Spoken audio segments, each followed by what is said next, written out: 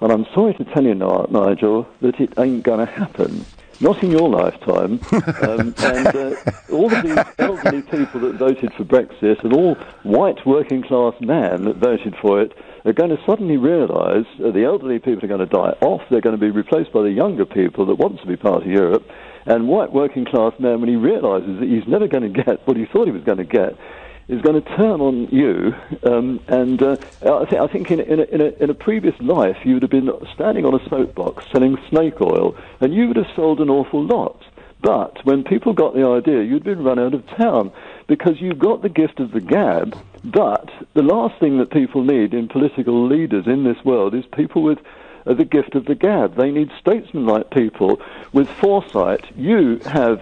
I want us to, John, I want us to leave. I want us to pursue a global trading future as an independent, self-confident nation. But I can't do that. We won the referendum, but the ball went back to the other side of the court. It went back to the government. There's nothing I could have done since the referendum to change any of that. Goodness me, if I had the chance to, I certainly would. You made a terrible mistake because, you see, the GDP of the UK is $65 million, is $2.6 trillion. The EU turnover, if you take ours out, is 8.75 trillion. We are piddling in comparison. So John, just let me ask you a question, John. What price freedom, John? Against 440. No. What price democracy, John?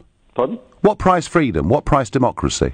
Well, you've got caveman, what I call caveman politics. So democracy belongs to the past, yeah? People lived in a cave, and they... Yeah. Do you know something, John? You're just like Peter Mandelson and so many of the others who've been talking over the years about the post-democratic age, that we should now be run by these terribly clever bureaucrats like Mr. Juncker. The point is, John, you can argue economics backwards and forwards, and people will believe things or disbelieve things.